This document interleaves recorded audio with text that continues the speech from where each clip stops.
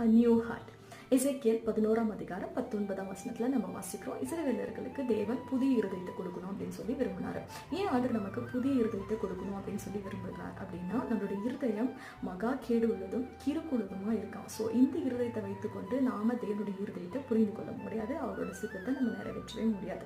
So அதனால தான் தேவன் சவுலுடைய வாழ்க்கையில ஆண்டவர் வச்சுதான பெரிய திட்டத்தை நிறைவேற்றணும் அப்படிங்கிறதுக்காக, அவருடைய இருதயத்தை மாற்றணும் அப்படிங்கிறதுக்காக சாமுவேல் தீர்க்கதரிசி அனுப்பித்து அவரை அபிஷேகம் பண்ணிவிட்டு அவங்க திருப்பும் பொழுது வேதம் சொல்லுகிறது அவருடைய இருதயம் மாறி இருந்ததுதான். ஆண்டவர் அவருக்கு ஒரு நியூ ஹார்ட்டை கொடுத்திருந்தாராம். ஸோ அந்த நாளிலிருந்து தேவனுடைய சித்தத்தை சவுல் ராஜாவா நிறைவேற்ற ஆரம்பிக்கிறார்.